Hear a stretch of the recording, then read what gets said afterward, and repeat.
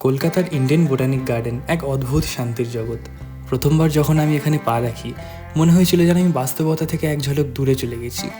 শহরের কোলাহল, হট্টগোল সব কিছু যেন এখানে এসে থেমে গেছে। চারপাশে এত সবুজ, এত প্রশান্তি যে অল্প কিছু সময়ই আমি পুরোপুরি হারিয়ে গিয়েছিলাম প্রকৃতির কোলে।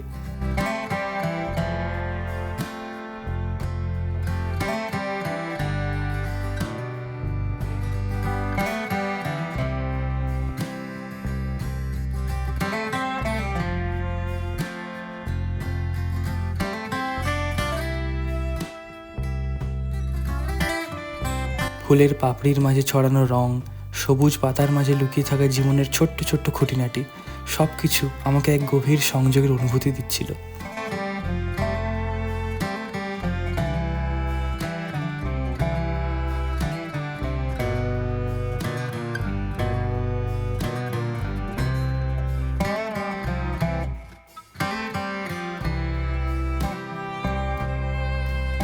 এখানে আসার পর আমি বুঝতে পেরেছি যে প্রকৃতির মাঝে হারিয়ে যাওয়া শুধু সৌন্দর্য দেখার ব্যাপার নয়, বরং নিজের সঙ্গে এক অন্তর্দৃষ্টি তৈরি করার বিষয়।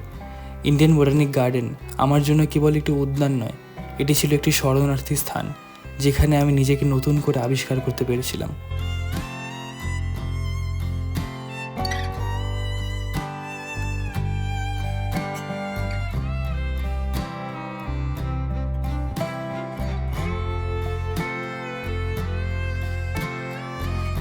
এখানকার বটগাছ সম্পর্কে তো তোমরা সবাই জানো, কিন্তু বটগাছটি ছাড়াও এখানে প্রায় 12,000-এরও বেশি প্রজাতির গাছপালা এবং উদ্ভিদ রয়েছে।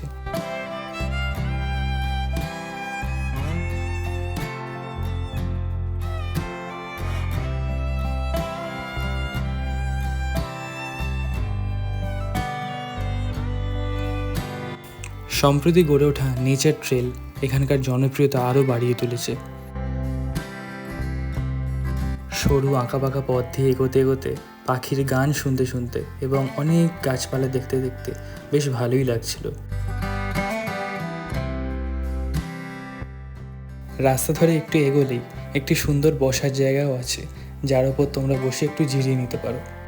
তার ঠিক পাশেই আছে একটি সুন্দর লেক এবং তারপর রয়েছে বাঁশ দিয়ে তৈরি করা একটি সেতু। তবে এই সেতুর উপর দিয়ে আমার চলতে চলতে একটু ভয়ই করছিল, তাও মনে সাহস জুগিয়ে ঠিক ওই পারে পৌঁছে গেলাম।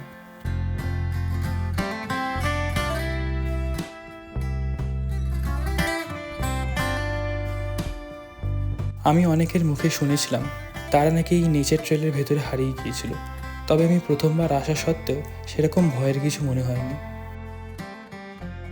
ভেতরে আরেকটি লেক আর সাঁকো খুঁজে পেলাম এবং এই সাঁকো দিয়ে নেমে ডান দিকে গেলেই তোমরা নেচার ট্রেলের এক্সিট পেয়ে যাবে। তোমরা যারা আসতে চাও তাদের বলে রাখি, এখানকার টিকিট মূল্য জন প্রতি হচ্ছে 30 টাকা এবং যদি তোমাদের কাছে ক্যামেরা থাকে তাহলে তার মূল্য হচ্ছে 60 টাকা। ভিডিওটি যদি ভালো লেগে থাকে তাহলে অবশ্যই তোমরা সাবস্ক্রাইব করো।